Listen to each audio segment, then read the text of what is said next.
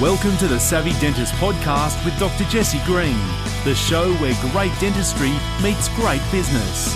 Listen in each week as we bring you an inspiring person who will share their story, ideas and business techniques to help you create a practice and a life you love. And now introducing your host, Dr. Jesse Green.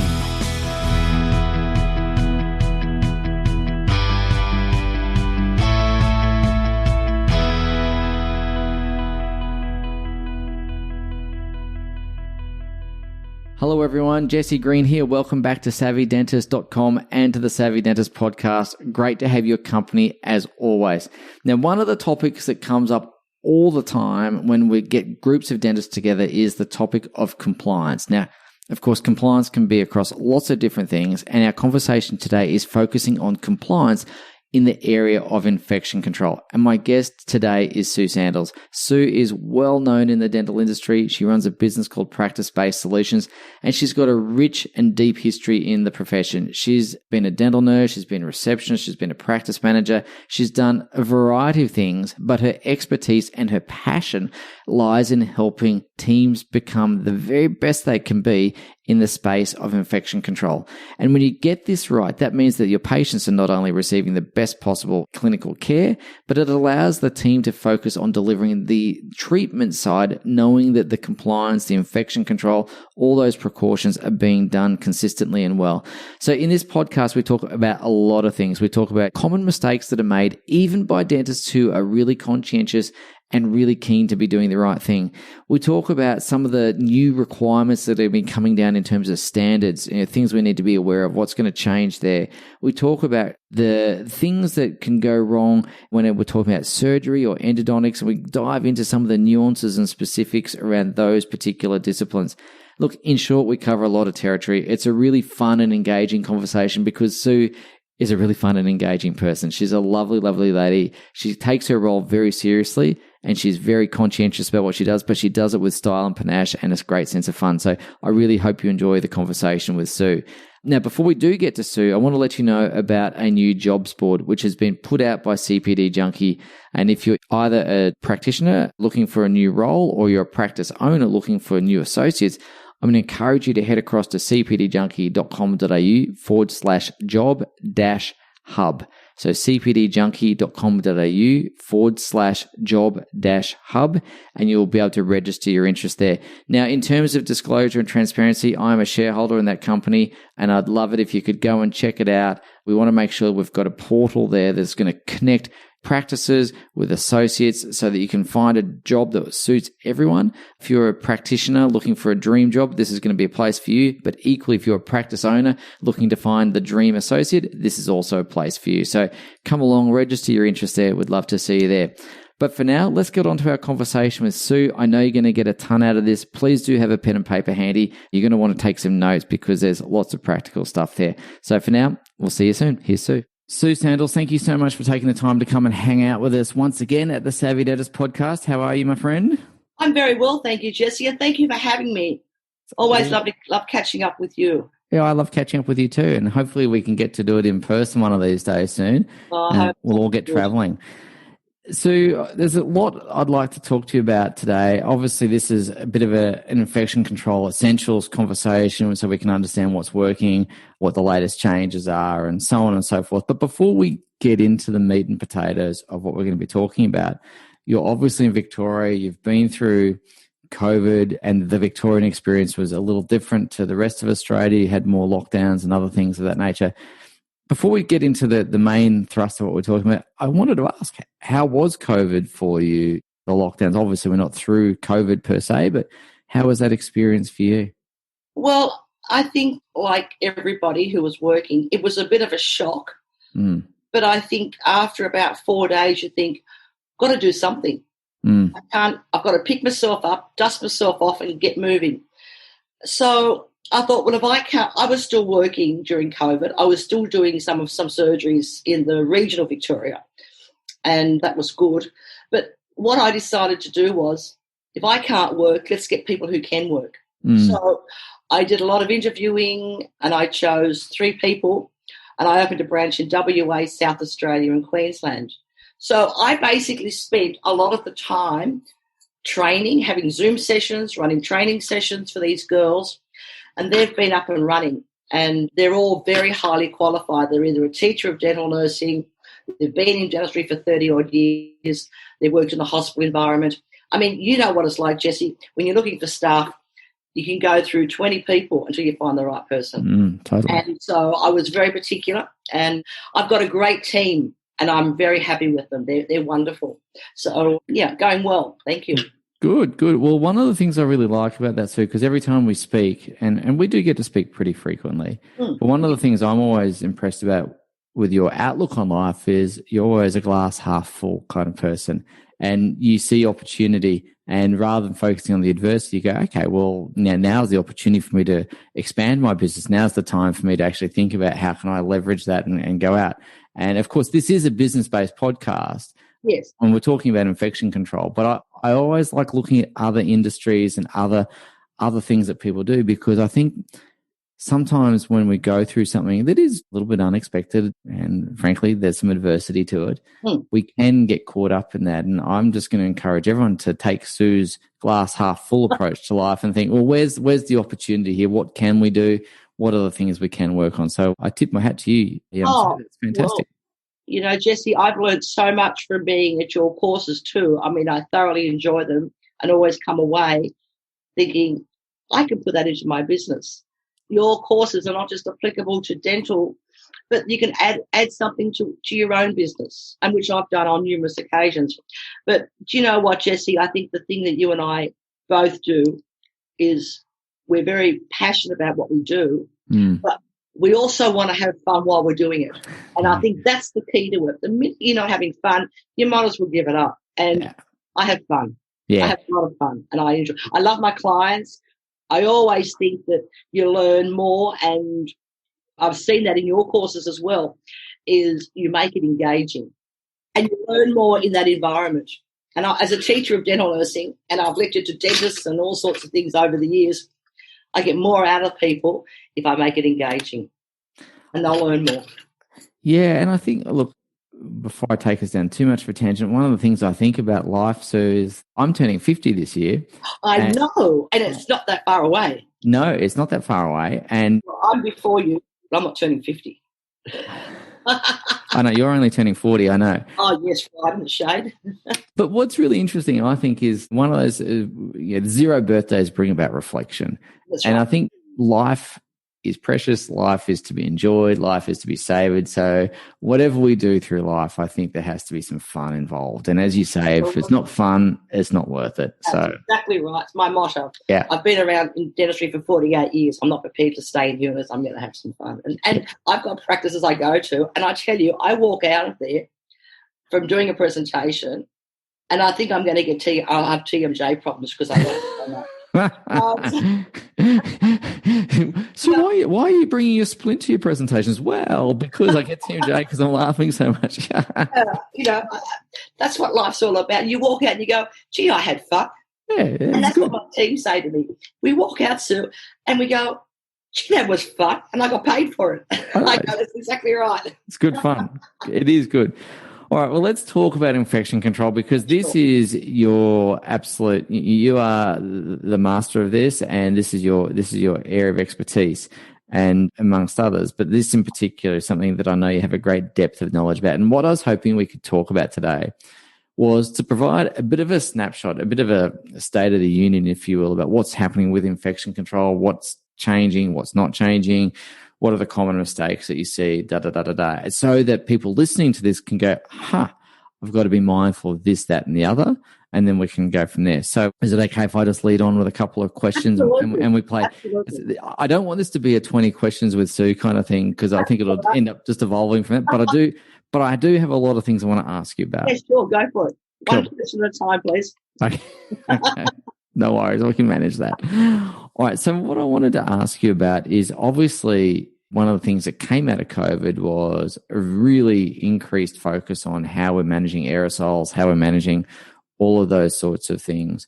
I wanted to ask you, and this might be opinion rather than fact at the moment, but of the things that happened with COVID in managing the operatory space, what of those precautions and protocols do you think might become permanent? if any? When I do my training, I shouldn't say this, I bring out a piece of rope. Yep. And I say, we put the chair in the working position. Mm-hmm. And I say, okay, we've got to measure 1.6 metres. And then we walk around the chair and I go, anything in this radius is contaminated. Mm. So I think practices need to be very mindful of it. I don't think that they're zooming in too much on the aerosols. I think they're sort of they realise that they've got to take the patient's temperature. But then I find they're taking the patient's temperature, but they're not recording it anywhere, for example. Okay, interesting. Yeah, I find that one interesting. Coats are another one that's big. Yeah. They were supposed to be wearing coats, and they're still supposed to be wearing coats, even though that we're still in a pandemic. Even though in Victoria we've only got one case that's in hotel quarantine. I don't think there's been enough education to surgeries. And when I go in, I'm telling them, this is what you're supposed to be doing. So it reinforces them, or they've heard a bit. The ADA put a few things out, but nothing really constructive. So I think they need to be mindful. And I sometimes think when it comes to infection control, but they have this motto, it won't happen to me syndrome. Oh, wow. Wow, okay, that's a bit of a dangerous game, isn't it? The point is, it will happen to you syndrome. And I know for a fact that even when dentists were supposedly stage 1, they weren't following stage 1. Oh, wow. They were doing stage 4 and doing crown preps. Yikes. They get a bit naughty, you know? Okay. So obviously the whole infection control space is a fluid and dynamic space. As we learn more, protocols change, we get new information. Are there any new standards or guidelines that are going to be published anytime soon that we need to be abreast of or recently published? Well, the SAI Global was supposed to come out this year, which is the standard. Now, this is an interesting question. We've got the ADA infection control guideline. It is a guideline. Yeah. The SAI Global 4815 for dental surgeries is concrete. That's how I describe it. The HMRC is concrete. So, but at this stage, I believe not until next year will the SAI standards change. Okay.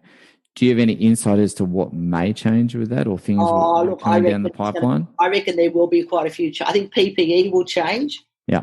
I think that will change. If I had any say in it, I would say that every person in the practice must do infection control training. Now, that's interesting because the dental board... Don't they? No. Why I say that, the dental board audit, which I do on every practice I go, and I do a full audit on the practice, and they get to keep it.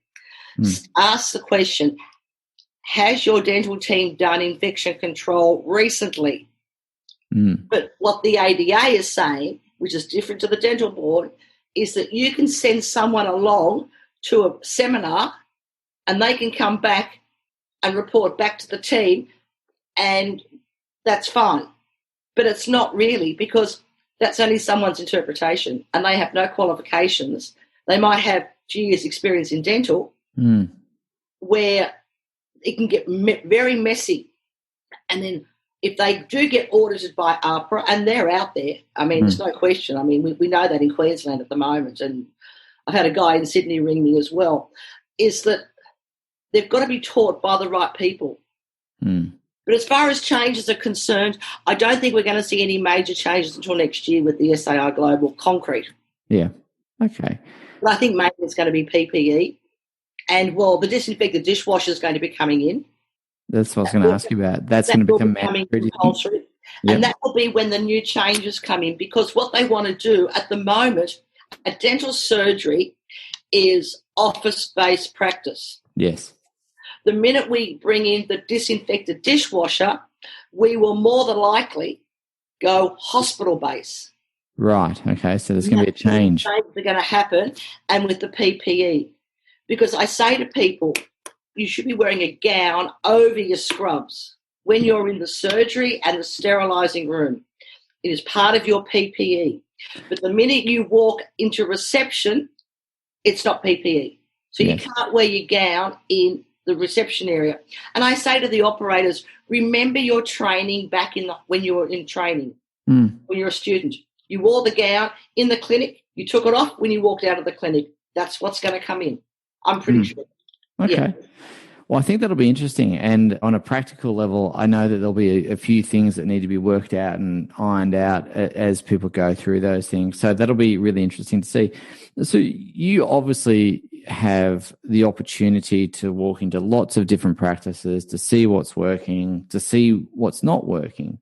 And so one of the things that my observation of dentists is that most of them want to do the right thing. Most of them believe they're doing the right thing. Correct. And, yes. Yeah, and they're generally pretty conscientious, yes. But sometimes they're probably unaware that they might be making a misstep or overlooking something. So I wanted to ask you, what are the most common things that get overlooked even by well-meaning, well-intentioned practice owners? Okay. Look, I agree with you, Jesse. I think the majority of dentists want to do the right thing. But unfortunately, you can't see around corners. No. So they don't actually see what's going on in the steri room. So they've got to trust their girls that they're doing the right thing. Because at the end of the day, if something goes wrong, like it did in northern Queensland, in the steri room, the principal of the dentist is responsible. There are dentists out there. And as I was talking about northern Queensland, I'm going up to Cairns in a few weeks' time because up in that region, not Cairns, region area, there's been a lot of problems and whatever. And you know what they call them up in Queensland? They call them cowboys. Yeah, okay. We've heard about they said, oh, you've heard about the cowboys? And I go, yes, I've heard about the cowboys. And they're people that are trying to cut costs, whatever. I mean, some of the things that I see that practices are doing, which I never repeat to anyone because that's breach of confidentiality, and I've been in the industry long enough to know that what I hear and what I see in a dental surgery stays in those four walls. I have enough problems remembering their name. Well, that's really important, though, because that also gives the practice, because if they're unsure, they probably don't want to ask a question in a public environment because they're feeling like, what if I'm making a mistake? I don't want to kind of fess up to that in a public environment. But when someone like you comes in, it's in inverted commas, a safe space where people can say, this is what we're doing. We think it's right, but we're not sure. So can you give us some advice about what to do, how to do it? Are we doing the right things or not? Rather than feeling like they're putting themselves out in a public forum where they may be open to criticism. Absolutely. That's exactly right. There are seminars for infection control. Yeah. And what you're saying is 100% right. And I've had so many people say to me, Sue, I didn't want to ask this question when I went to a seminar because my boss said, don't ask any questions. Yeah. How are you going to learn if you don't ask questions? It's a catch-22. And to be honest with you, I understand why the boss might feel reluctant around that. Absolutely, because it makes you look bad. Exactly. I get it. So it invites that criticism. But so accepting the fact that most people are trying to do the right thing, want to do the right thing, where do they make their boo-boos? We've spoken about not being able to see what's happening in the steri bay. Yep. We're assuming things are happening, but they may or may not be. Mm-hmm. Where else do people come unstuck? Time management can have a lot to do with it because they don't have, the girls are not given enough time to do a changeover and to do everything properly. So they're rushing everything. That's one area that I think is really, really lacking. And I think the dentist needs to put themselves in the nurse's shoes sometimes. Okay. Tell me more about that. I know many years ago when I was a practice manager, I was very strict on making sure my girls had a break. Give them a break. Just because you don't need a break, they need a break. It's not always the same. And I think that they just need to communicate more with their staff and remember that you're working as a team. And that's very important, I think. Yeah. Not the operator versus the nurses. And I've seen that happen. And the thing too then, the patient picks up on it. So if there's a good all-round communication going on between the two, it works. I mean, when I was a nurse, I worked for the guys I worked for and still good friends with them today, 38 years ago, for 5 and 6 years. You must have been in nappies when you're doing that then, Sue.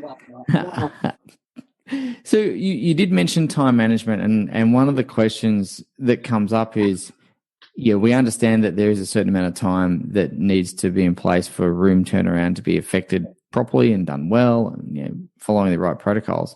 What is a reasonable turnaround time in a room? Oh, goodness. I know that there's probably lots of variation around that in terms of the procedure that's been completed. I get, but just as a basic, if we were to talk about a basic restorative procedure, a class 2 restoration or something like that, I'd say 5 minutes. Yeah. Okay. And the other thing that can really be beneficial is having a scout nurse. Yep. Having someone, depending on how many surgeries you're running, because it's all varied, but if you've got, say, 3 surgeries, you have a steering nurse, and that steering nurse can anticipate, have a look at the day. This is what I teach them. Have a look at the day. Someone's got an endo coming up. Okay, get the trolley ready for them. Yep. Perfect. If they've got crown and bridge, get that trolley ready for them. Yeah. Yeah. So there's always someone there to make sure the wheels are moving. That's right. And they can help you with the changeover if you're running late. Yeah, perfect. Okay. Because you've got to not just respect, you've got to also respect the patient's time. Cool. So Sue, one of the things we spoke about a moment ago then is, when it comes to room turnaround, obviously one of the factors that determines how long that room turnaround is going to be involves what procedure was just completed. And we said, for restorative could be about 5 minutes. Obviously, the more instruments that are used, the longer it's going to be. The more intricate the procedure or the instruments used, the longer it's going to be, endo, surgery, etc. So I wanted to just talk a little bit about endo and surgery, particularly because they do have some unique elements of infection control associated with them. I thought we might start off with endo and then get to the surgical side of things. But from an endodontic point of view, what other considerations do people need to be thinking about as they do go through their infection control protocols? Okay, the first one that comes to my mind with endodontics is that hand files are a single-use item. Yeah. They are not a single patient item. You can't clean them, autoclave them, and then you reuse them on the same patient because you can't clean them. If you can't clean something, you can't sterilize it. Now, we're not talking about the rotary nitrile files, and if anybody is using rotary nitrile files and they haven't got a copy of the protocol, please get in contact with me. I'll be only too happy to email it to you, the correct protocol from Peter Parachute on how to clean them. Now, I actually worked for an endodontist many years ago, and we're very good friends still. And a lot of the problems that we came across was that dentists were using rotary. Yep. And I know they're expensive, but so is endodontics. You can't use them 5 and 6 times and expect them not to break in the canal. So that was a real problem. A lot of them now, I think, are realising it after it's sort of happening a few times that they've got to send the patient off to an endodontist to get it removed. It's false economy, really, isn't it? When you absolutely, because you've got to pay for the endodontic visit. Yeah. This is actually a really interesting subject, Sue, because and I could take us down a really big rabbit hole, and I'll venture into the top of the rabbit hole, but this really speaks to pricing structure as well. Absolutely. Because you've got to be able to set a fee for your services that allows you to buy the best material, have the best staff, invest in the training, invest in all these other sorts of things. And so that then means that the more people cut their fees down and discount, somewhere something's got to give if you want to make a profit. Obviously, you can squeeze your profit margin, but only so far.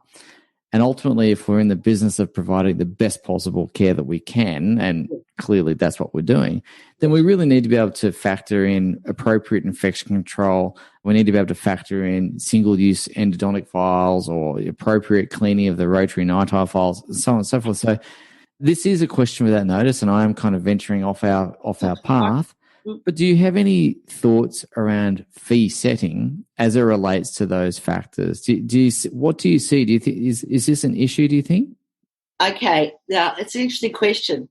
First thing I think about when it comes to fees, which I have found to be quite interesting, and I'm really letting people know out there when I'm doing my infection control, is that I speak to a lot of people all the time, and I've done a lot of seminars, which I don't really enjoy doing, but I speak to people and they come up and they say, Sue, I was audited by APRA.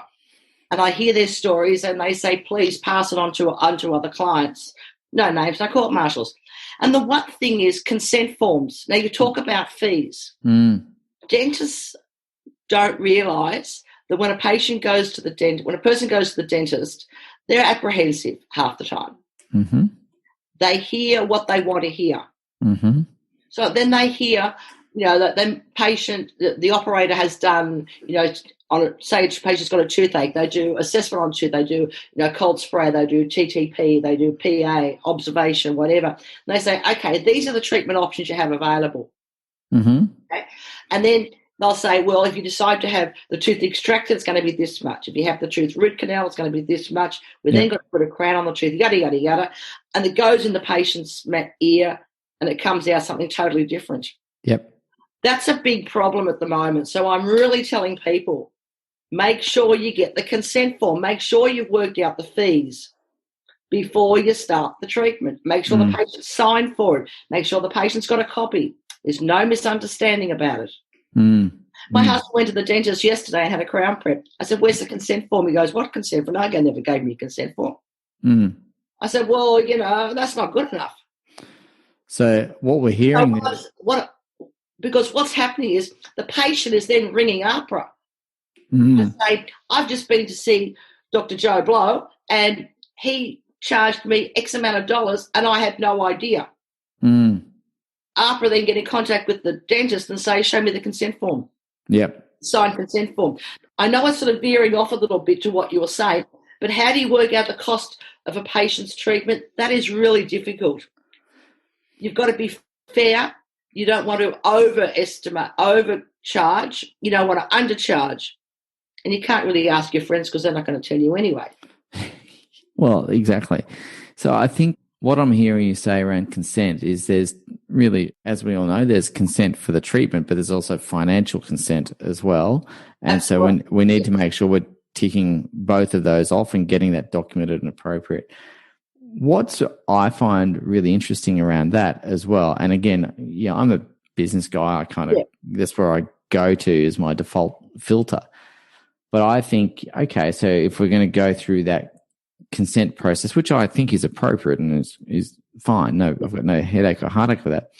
That comes with a time cost as well, and that consent process then gets built into the fee structure as well. Sure. And so I think for all of us thinking, oh, well, that's just more paperwork, you go, yes, it probably is. Yes, it's appropriate. And yes, again, you need to make sure that your fee structure can accommodate that while still remaining reasonable and fair value for the patient and providing a good return on effort for the practice as well. So I think there's something there. So we started off talking about endo and some of the issues around there, but I want to just come back to that and talk a little bit about surgical type of processes. And surgical. That's a whole nother bag, right? And you're running a whole course on this, and so much because there's so much involved around surgical infection control, where it differs, what's similar, what's different, sort of thing. And I'm curious to ask, when you talk about surgical infection control particularly, what are the things that have surprised you, in your dealings with that topic? Okay. I listen to the dentists. I get phone calls from dentists and they're asking me, do you do this sort of a course? And I've had about 7 or 8 people ring me and ask me, do you do a surgical course? Mm-hmm.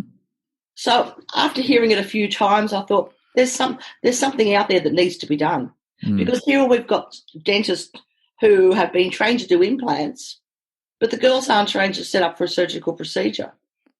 They haven't been trained to do how to do a surgical scrub. They haven't been trained how to drape, gown up, set up everything. So about 6 months ago, I spoke to a friend of mine who's a theatre nurse, and she's been in dentistry for 15 years doing Faso Max theatre nursing. And I spoke to her about it, and she said, Sue, I'm getting asked all the time. So we've put together a course where we're calling it the Surgical Infection Control Workshop. It's not a seminar. It's actually a workshop. So it's hands-on, right? You get to actually practice this stuff, is what we're actually going to. Actually going to, because I thought if we're going to do it, let's do it properly. So we've been looking at dental surgeries that have 6 to 8 chairs, and we've got one in Melbourne. I won't give the location because I don't want people ringing them, but we've got 8 chairs in 2 rooms. It's a teaching facility, and the girls are going to be learning We're going to go right back to basics, microorganisms, ABHR. We're going to then be going into environmental cleaning, whether it be in a surgical procedure or a general dental procedure. We're then going to go into learning, and the girls are then going to be doing a surgical scrub. Lisa's going to teach them how you do a surgical scrub, what's involved. We're then going to give every person is going to have their own PPE implant kit. Great. You're going to be paired up with somebody, or you may say, well, look, I'll send 2 girls from my practice. And what they'll do is one girl will be the scrub nurse and one girl will be the scalp nurse. They will conduct the whole role in the surgery environment with a kit. Then they will swap roles, and then they will have another kit. Every person who attends the training course will be given a kit, which they are more than happy for them to take it home. Back to their, they can't use it on a patient, but, for practicing or whatever. And they'll be learning how to gown up, all full PPE for a surgical procedure. Now, that surgical procedure can be endodontic surgery. Could be AIDS. Dental surgery. It can be oral surgery. It can be implant surgery, or it could be open heart surgery. It doesn't matter. It's the same procedure. I think that's really important. I remember learning all of that at university and having the theatre nurses teach us how to put a gown on without touching the external side, the patient-facing side of it, and how to get your gloves on properly and so on and so forth. So, again, I think that'll be a really useful skill. Currently, what are people doing now? I mean, but clearly they're going to learn how to do it properly on your course, which is great. Well, I don't know. I mean, I have been... But not that, probably. Yeah, that they wouldn't be doing, because the girls haven't been trained. Taught. Yeah. And we're just getting a demand for it. So we're actually starting in Victoria, in Melbourne, on the 3rd of July. We're having our first one. We're only going to run them on a Saturday. It's going to be a 4-hour course, but it's going to be engaging. It's going to be fun. We're going to have competitions and prizes and the best morning tea you can possibly get. I don't believe in doing something half-baked. You've got to do it properly. So, and I want to make it affordable for people, because I don't want to price it out of the market. I want operators to say, look, that seems a fair enough price.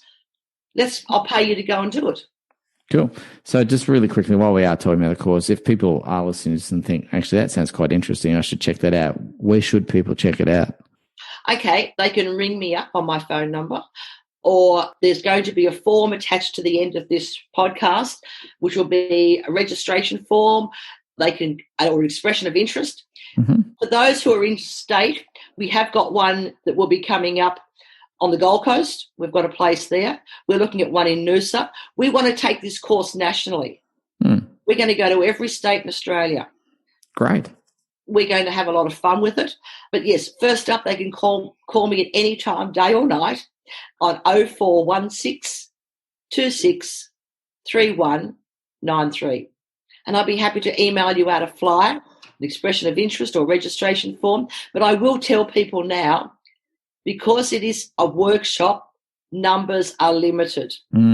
Because we're going to have a mentor standing there watching you do it. And you can video it if you want to. We don't mind. We're going to give you handouts and flyers. And we're also going to have someone from Straumann speaking. We've got a Faso-Max surgeon who will be hopefully coming to some of our training sessions as well to speak. And we've got Josephine from Clinic Care talking about environmental cleaning. So we've got some really good speakers, and I think people will walk away feeling a lot more comfortable and confident in doing an implant. Yeah, that sounds good. It's good for the dentists as well. I mean, dentists are more than welcome to come along. I don't mind. Well, I think the Noosa one sounds particularly appealing for me, but especially I live in Canberra in winter, so anywhere with sunshine and beaches is very appealing. So I wanted to ask you just to zoom out across infection control for a moment and just to take that global, not global as in worldwide, but that holistic perspective. The hypothetical question for you. Right. Let's just say I live in Canberra, so everything's politics in Canberra, but let's just say the Prime Minister appointed someone to be the new Australian Minister for Infection Control. And he's going through his list of potential appointees, and he comes across your name and he says, right, Sue, you're it. You're now the Minister for Infection Control. across the country. You can make rules, set rules, do whatever you want to do. You have the magic wand, you have the power, basically. So if you were Minister for Infection Control and you could implement, 1, 2, or even 3 things across the board, and you could mandate this or suggest that or whatever it is, what would you be working on? What would you be getting people to do? Okay.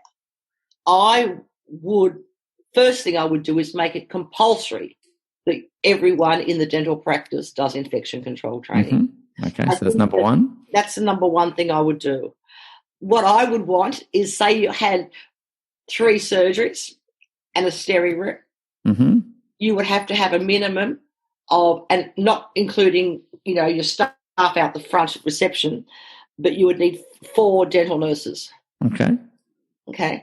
So staffing ratios and making sure it's adequately staffed. Yep, cool. So that's number 2. And I think dental nurses should be doing CPD points.